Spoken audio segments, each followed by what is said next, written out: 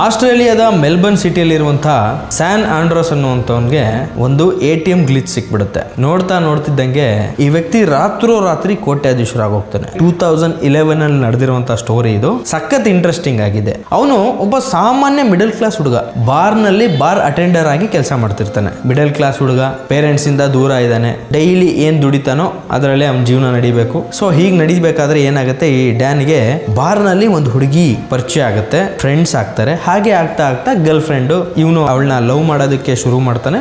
So ಇಬ್ಬರು ಮಧ್ಯದಲ್ಲಿ ಕೂಡ ಲವ್ ಆಗುತ್ತೆ. ಈ ಕೆಲಸ ಮಾಡ್ತಾ ಅವನಿಗೆ ಕೆಲಸ ಹೋಗ್ಬಿಡುತ್ತೆ. ಸೊ ಅವನೇನ್ ಮಾಡ್ತಾನೆ, ಅವನು ಅವ್ನ ಗರ್ಲ್ ಫ್ರೆಂಡ್ ಊರಿಗೆ ಶಿಫ್ಟ್ ಆಗ್ಬಿಡ್ತಾನೆ. ಎಲ್ಲೋ ಕೆಲ್ಸಕ್ಕೆ ಹೋಗ್ತಾನೆ, ಕೆಲಸ ಸಿಗ್ತಾ ಇಲ್ಲ. ಕ್ಲೀನಿಂಗ್ ಕೆಲಸ ಮಾಡ್ತಾನೆ, ಕಾರ್ ವಾಷಿಂಗ್ ಕ್ಲೀನ್ ಮಾಡ್ತಾನೆ, ಬೇರೆ ಎಲ್ಲ ಕೆಲಸ ಮಾಡ್ತಾನೆ. ಎಲ್ಲೂ ಕೆಲಸ ಸಿಗಲ್ಲ ಅವನಿಗೆ. ಅದಾದ್ಮೇಲೆ ಸರಿ ಅಂದ್ಬಿಟ್ಟು ಮತ್ತೆ ಇನ್ನೊಂದು ಕ್ಯಾಸಿನೋದಲ್ಲಿ ಬಾರ್ ಅಟೆಂಡರ್ ಆಗಿ ಕೆಲಸಕ್ಕೆ ಸೇರ್ಕೋತಾನೆ. ಸೊ ಹೀಗೆ ಒಂದಿನ, ಯಾಕೆಂದ್ರೆ ಈಗ ಅದೇ ಬಾರ್ನಲ್ಲಿ ಇರೋ ಕಾರಣ ಅವನು ಅದೇ ಬಾರ್ನಲ್ಲೇ ಕೆಲಸ ಮಾಡ್ಕೊಂಡು ಕುಡಿಯೋದಕ್ಕಾಗೋದಿಲ್ಲ. ಫ್ರೆಂಡ್ಸ್ ಎಲ್ಲ ಬಂದಾಗ ಅವ್ರನ್ನೆಲ್ಲ ಕರ್ಕೊಂಡು ಬೇರೆ ಬಾರ್ಗೆ ಹೋಗ್ತಾನೆ, ಅಲ್ಲಿ ಕುಡಿತಾ ಇರ್ತಾನೆ. ಸೊ ಅದೇ ಸಿಟಿಲಿ ಇರುವಂತಹ ಮೆಲ್ಬರ್ನ್ನ ಇನ್ನೊಂದು ಬಾರ್ಗೆ ಹೋಗ್ತಾನೆ.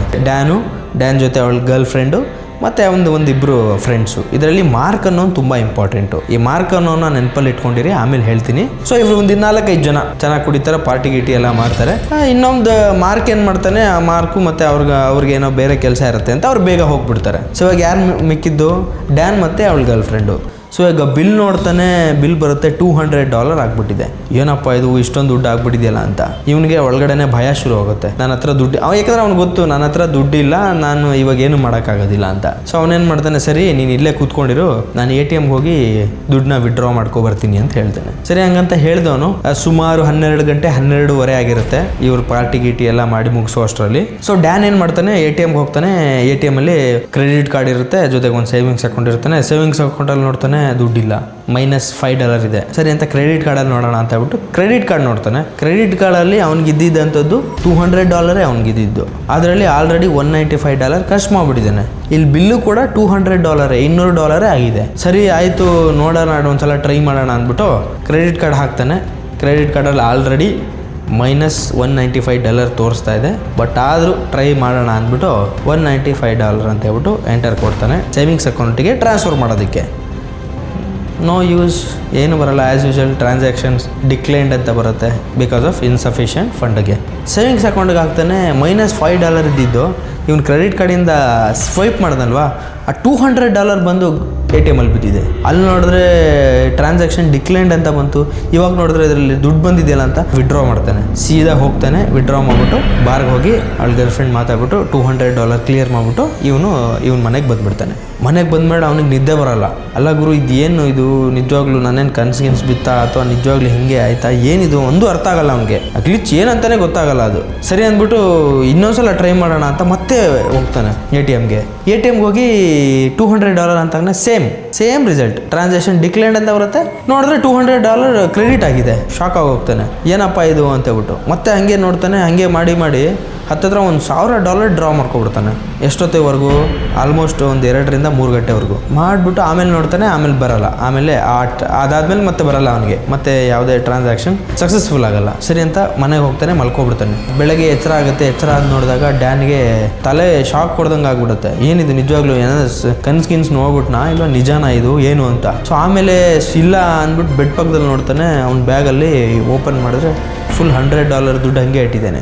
ಡ್ಯಾನಿಗೆ ಓಹೋ ಏನಿದು, ಏನೋ ಮಿರಾಕಲ್ಲು, ಏನೋ ಆಗೋಗಿದೆ, ಏನೋ ಗ್ಲಿಚ್ ಸಿಕ್ಕಿದೆ ಅಂದ್ಬಿಟ್ಟು ಅವ್ನು ಒಂಥರ ಖುಷಿ ಆಗ್ಬಿಡ್ತಾನೆ. ದುಡ್ಡು ನೋಡ್ತಾನೆ. ಒಂದ್ ಕಡೆ ಭಯನೂ ಆಗುತ್ತೆ, ಏನಿದು ಅಕಸ್ಮಾತ್ ಪೊಲೀಸವ್ರು ಬಂದ್ಬಿಟ್ರೆ ಅಥವಾ ಬ್ಯಾಂಕ್ ಅವ್ರು ಏನಾದ್ರು ಫೋನ್ ಮಾಡಿದ್ರೆ ಏನಪ್ಪ ಮಾಡೋದು ಅಂತ. ಸೊ ಹಿಂಗೆ ಮಾಡ್ತಿರ್ಬೇಕಾದ್ರೆ ಏನಾಗುತ್ತೆ, ಡ್ಯಾನಿನ್ ಫುಲ್ ಶ್ರೀಮಂತ ಅಲ್ವಾ ಇವಾಗ. ಸೊ ಮತ್ತೆ ನಾರ್ಮಲ್ ಆಗಿ ಇನ್ಮೇಲಿಂದ ಎಲ್ಲ ಪಾರ್ಟಿಗಳೆಲ್ಲ ಜಾಸ್ತಿ ಆಗುತ್ತೆ, ಗರ್ಲ್ ಫ್ರೆಂಡ್ನ ಸುತ್ತಾಡೋದು ಜಾಸ್ತಿ ಆಗುತ್ತೆ, ಎಲ್ಲ ಒಂಥರ ಲಕ್ಸುರಿ ಲೈಫ್ನ ಲೀಡ್ ಮಾಡಕ್ಕೆ ಸ್ಟಾರ್ಟ್ ಮಾಡ್ಬಿಡ್ತಾನೆ. ಇದೇ ತರ ಡ್ಯಾನು 4 ತಿಂಗಳಲ್ಲಿ ಒಬ್ಬ ಮನುಷ್ಯ, ನಮ್ಗೆ ಯಾವ್ದಾದ್ರು ಒಂದು ಗ್ಲಿಚ್ ಸಿಕ್ತು ಅನ್ಕೊಳ್ಳಿ, ನಾವು ದುಡ್ಡು ಡ್ರಾ ಮಾಡಕ್ ಹೋಗ್ತೀವಿ, ಬ್ಯಾಂಕಲ್ಲಿ ದುಡ್ಡು ಆಗೋದಿಲ್ಲ. ಬಟ್ ಆದ್ರೆ ನಮ್ಮ ಅಕೌಂಟಿಗೆ ಕ್ರೆಡಿಟ್ ಆಗ್ತಾ ಇರುತ್ತೆ. ನಾವ್ ಎಷ್ಟು ಸಲ ಏನ್ ಅಮೌಂಟ್ ಹಾಕಿ ಎಷ್ಟು ಸಲ ಮಾಡ್ತೀವಿ ಅದು ಇನ್ನೊಂದೇನಪ್ಪ ಅಂತಂದ್ರೆ, ಈ ದುಡ್ಡು ಯಾವಾಗ ಕ್ರೆಡಿಟ್ ಆಗ್ತಿತ್ತು ಅಂದ್ರೆ 1 ಗಂಟೆಯಿಂದ 3 ಗಂಟೆ ಈ ಟೈಮಲ್ಲೇನೆ ಕ್ರೆಡಿಟ್ ಆಗ್ತಾ ಇರುತ್ತೆ. ಅದಾದ್ಮೇಲೆ ಆಗೋದಿಲ್ಲ.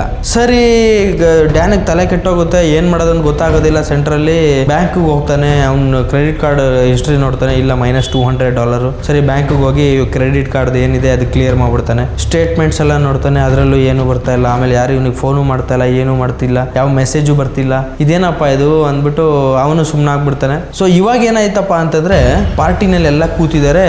ಡ್ಯಾನ್ ಏನು ಹೇಳ್ತಾನೆ ಅಂದ್ರೆ, ನಾನು ನಿಮ್ಗೆಲ್ಲರಿಗೂ ಬಾಲಿಗೆ ಒಳ್ಳೆ ಟ್ರಿಪ್ ಕರ್ಕೊಂಡು ಹೋಗ್ತೀನಿ, ಎಲ್ಲ ನಂದೇ ದುಡ್ಡು, ನೀವು ಯಾರು ಏನು ಖರ್ಚು ಮಾಡಬಾರ್ದು ಅಂತ ಹೇಳ್ದೆ. ಓ ಚೆನ್ನಾಗಿದೆ ಐಡಿಯಾ.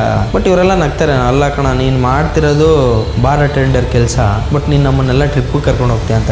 ಹಂಗೆಲ್ಲ ಕರ್ಕೊಂಡು ಹೋಗಲ್ಲ, ನಿಮಗೆ ಪ್ರೈವೇಟ್ ಜೆಟ್ನಲ್ಲಿ ಕರ್ಕೊಂಡು ಹೋಗ್ತೀನಿ, ಪ್ರೈವೇಟ್ ಪ್ಲೇನಲ್ಲಿ ಕರ್ಕೊಂಡು ಹೋಗ್ತೀನಿ, ನಿಮಗೆ ಎಲ್ಲ ದುಡ್ಡು ನಮ್ದೇ, ನೀವೇನು ಖರ್ಚು ಮಾಡಬಾರ್ದು ಅಂತ. ಇವ್ರಿಗೆಲ್ಲ ಶಾಕ್ ಆಗ್ಬಿಡುತ್ತೆ. ಇಲ್ಲ ನಾನು ಕ್ರಿಪ್ಟೋನಲ್ಲಿ ಇನ್ವೆಸ್ಟ್ ಮಾಡಿದ್ದೀನಿ, ನಾನು ಅಲ್ಲಿ ಇನ್ವೆಸ್ಟ್ ಮಾಡಿದ್ದೀನಿ, ನನಗೆ ಅಷ್ಟು ದುಡ್ಡು ಬರುತ್ತೆ, ಇಷ್ಟು ದುಡ್ಡು ಬರುತ್ತೆ ಅಂತ ಎಲ್ಲ ಹೇಳ್ತಾನೆ. ಓಕೆ ಬರ್ಬೋದೇನೋ ಅಂತ ಹೇಳ್ಬಿಟ್ಟು ಎಲ್ಲ ಲಕ್ಸುರಿ ಇವ್ರಿಗೆ $90,000 ಬರೋ ಪ್ಲೇನ್ಗೆ ಹೋಗಿರುತ್ತೆ. ಇದ್ದಿದ್ದಷ್ಟೇ ಎಲ್ಲ ಬಂದು ಒಳ್ಳೆ ದುಡ್ಡು ಎಲ್ಲ ಖರ್ಚು ಮಾಡಿರ್ತಾನೆ. ಸೊ ಇದಕ್ಕೆಲ್ಲ ಹೆಂಗಪ್ಪ ದುಡ್ಡು ಎಷ್ಟು ಮಾಡಿದ್ದ ಅಂದರೆ ನೀವು ಅದನ್ನೇ ನಾನು ಹೇಳ್ತಾ ಇದ್ದಿದ್ದು. ಎಷ್ಟು ಮಾಡಿರ್ಬೋದು ಹೇಳಿ? ನಾವಿಲ್ಲೇನಾದಾಗಿದ್ರೆ ಏನೋ ಒಂದು 10 ಲಕ್ಷನೋ 20 ಲಕ್ಷನೋ ಇಲ್ಲ ಎಷ್ಟಾಗುತ್ತೆ ಅಷ್ಟು ಅಮೌಂಟ್ ಸೆಲೆಕ್ಟ್ ಆಗ್ಬಿಟ್ಟಿದೆ. ಸುಮಾರು 1.6 ಮಿಲಿಯನ್ವರೆಗೂ ಇದು ಮಾಡಿರ್ತಾನೆ. ಅಂದರೆ ನಮ್ಮ ಇಂಡಿಯನ್ ರುಪೀಸಿಗೆ ಮಾಡಿದ್ರೆ ಒಂದು ಹತ್ತಿರ ಸುಮಾರು 1.5 ಕೋಟಿ ಅಷ್ಟು ದುಡ್ಡು ಡ್ರಾ ಮಾಡಿದ್ದಾರೆ 4 ತಿಂಗಳಲ್ಲಿ. ಇವನು 4 ತಿಂಗಳಲ್ಲಿ ಅಷ್ಟು ದುಡ್ಡು ಡ್ರಾ ಮಾಡಿ ಅಷ್ಟೆಲ್ಲ ಮಾಡಿಕೊಂಡು ಸೇವ್ ಮಾಡಿಕೊಂಡು ಎಲ್ಲ ಚೆನ್ನಾಗಿ ಎಂಜಾಯ್ ಮಾಡ್ತಾನೆ. ಆಮೇಲೆ ಬರ್ತಾ ಬರ್ತಾ ಬರ್ತಾ ಇವನಿಗೆ ಒಂಥರ ಆಂಗ್ಸೈಟಿ ಶುರು ಆಗೋಗುತ್ತೆ.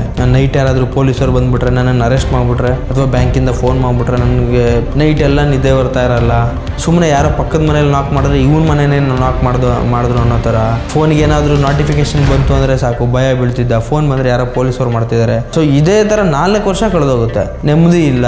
ಫ್ರೆಂಡ್ಸ್ ಹತ್ರ ಗಲಾಟೆ ಮಾಡ್ಕೋತಾನೆ, ಗರ್ಲ್ ಫ್ರೆಂಡ್ ಹತ್ರ ಗಲಾಟೆ, ಎಲ್ಲರ ಹತ್ರ ಗಲಾಟೆ. ಈ ಸೆಂಟ್ರಲ್ಲಿ ಏನಾಗುತ್ತೆ, ಮಾರ್ಕಿಗೆ ಡೌಟ್ ಬಂದ್ಬಿಡುತ್ತೆ. ಇವ್ನು ಇಷ್ಟು ದುಡ್ಡು ತೆಗಿತಾ ಇದ್ದಾನೆ, ಇವ್ನು ಎಲ್ಲಿಂದ ತೆಗಿತಾ ಇದ್ದಾನೆ, ಎಲ್ಲಿಂದ ಇವನಿಗೆ ಇಷ್ಟು ದುಡ್ಡು ಬರ್ತಾ ಇದೆ ಅಂತ ಮಾರ್ಕ್ ಏನು ಮಾಡ್ತಾನೆ, ಒಂದಿನ ಕೇಳೇ ಬಿಡ್ತಾನೆ. ನೀನು ಹೆಂಗ್ ದುಡ್ಡು ದುಡಿತಾ ಇದ್ದೆ ನನಗೆ ಗೊತ್ತು ಅಂತ ಹೇಳ್ತಾನೆ. ಇವನಿಗೆ ಶಾಕ್ ಆಗ್ಬಿಡುತ್ತೆ. ಏನಾಯ್ತು ಹೇಳೋ ಅಂತ ಕೇಳ್ತಾನೆ. ಇಲ್ಲ ನೀನು ATMಗೆ ಹೋಗ್ತೀಯಾ, ದುಡ್ಡು ತೆಗಿತಾನೇ ಇರ್ತೀಯ, ನನ್ನಂತೂ ಇದ್ರಲ್ಲಿ ಸಿಗಾಕ್ಸ್ಬೇಡಪ್ಪ, ನೀನು ಸಾವಾಸನೆ ಬೇಡ ನನಗೆ ಅಂತ ಬಿಟ್ಬಿಡ್ತಾನೆ. ಮೆಂಟಲಿ ಫಿಸಿಕಲಿ ಅವನೊಂಥರ ಬೇರೆನೇ ಆಗ್ಬಿಟ್ಟಿದ್ದಾನೆ. ಸೊ ಸೈಕಿಯಾಟ್ರಿಸ್ಟ್ ಹತ್ರ ಹೋಗ್ತಾನೆ, ಎಲ್ಲ ಹೇಳ್ಕೊತಾನೆ, ಈ ಥರ ಆಗಿದೆ, ಈ ಥರ ಆಗಿದೆ, ಈ ಥರ ಒಂದು ಗ್ಲಿಚ್ ಇದೆ, ಸೊ ನಾನು ಇದೆಲ್ಲ ಮಾಡಿದ್ದೀನಿ ಅಂತ ಹೇಳ್ತಾನೆ. ಸೈಕಿಯಾಟ್ರಿಸ್ಟ್ ಕೂಡ ಒಂದೇ ಮಾತು ಹೇಳ್ತಾರೆ, ಇಲ್ಲ ನಿನಗೆ ಪಶ್ಚಾತ್ತಾಪ ಕಾಡಿಸ್ತಾ ಇದೆ, ನಿನಗದು ನೆಮ್ಮದಿಯಾಗಿ ಇಡೋಕ್ಕೆ ಬಿಡಲ್ಲ, ನೀನು ಅವ್ರ ಹತ್ರ ಕನ್ಫೆಸ್ ಮಾಡ್ಕೊಬಿಡು, ಪೊಲೀಸ್ ಸ್ಟೇಷನ್ಗೆ ಹೋಗಿ ಕನ್ಫೆಸ್ ಮಾಡ್ಕೊಬಿಡು ಅಂತ ಹೇಳ್ತಾನೆ. ಸೊ ಡ್ಯಾನ್ ಏನು ಮಾಡ್ತಾನೆ, ಇಲ್ಲ ನಾನು ತೊಗೊಂಡಿರೋದು ಬ್ಯಾಂಕಿಂದ ಅಲ್ವಾ, ಬ್ಯಾಂಕಿಗೆ ಫೋನ್ ಮಾಡಿ ಹೇಳ್ಬಿಡ್ತೀನಿ ಅಂತ ಫೋನ್ ಮಾಡ್ತಾನೆ. ನೋಡಿ ಸರ್, ನಾನು ಈ ಥರ ನಿಮ್ಮ ಬ್ಯಾಂಕಲ್ಲಿ ಒಂದು ಗ್ಲಿಚ್ ಇದೆ, ಆ ಗ್ಲಿಚ್ಚಿಂದ ನಾನು ಇಲ್ಲಿವರೆಗೂ ಒಂದು 1.6 ಮಿಲಿಯನ್ವರೆಗೂ ನಾನು ಡ್ರಾ ಮಾಡ್ಕೊಬಿಟ್ಟಿದ್ದೀನಿ, ನಾನು ಇನ್ಮೇಲೆ ಯಾವುದೇ ರೀತಿ ತಪ್ಪು ಮಾಡಲ್ಲ, ನಾನು ಕನ್ಫೆಸ್ ಮಾಡ್ಕೋಬೇಕು.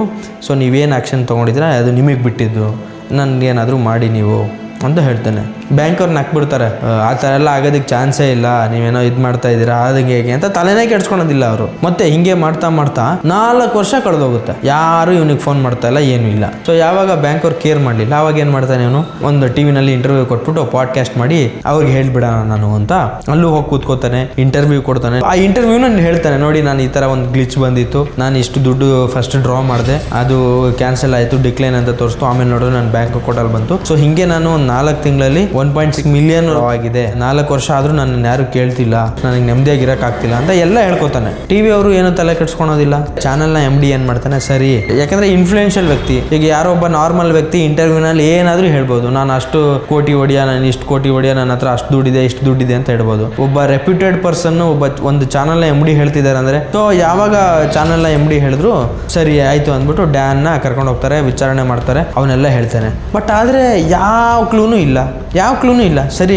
ಆಯಿತು, ಅವ್ನ ಹೇಳಿಕೆ ಮೇಲೇ ಇವನಿಗೆ, ಯಾಕಂದರೆ ಕನ್ಫೆಸ್ ಮಾಡ್ಕೊಂಡಿದ್ದಾನಲ್ವ, ಹೇಳ್ಬೋದು ಅಂದ್ಬಿಟ್ಟು ಚಾರ್ಜ್ ಶೀಟ್ ಆಗುತ್ತೆ, FIR ಆಗಿ ಚಾರ್ಜ್ ಶೀಟ್ ಆಗಿ ಅವನನ್ನು ಕೋರ್ಟಿಗೆ ಪ್ರೊಡ್ಯೂಸ್ ಮಾಡ್ತಾರೆ. ಕೋರ್ಟಿಗೆ ಪ್ರೊಡ್ಯೂಸ್ ಮಾಡಿದ್ರೆ ಜಡ್ಜೇ ಶಾಕ್ ಹೋಗ್ತಾರೆ, ಈ ಥರನೂ ಆಗುತ್ತಾ ಅಂತ. ಸರಿ ಆಯ್ತು, ಇನ್ನೇನು ಮಾಡೋದು ಅಂತ ಎಲ್ಲ ನೋಡ್ತಾರೆ.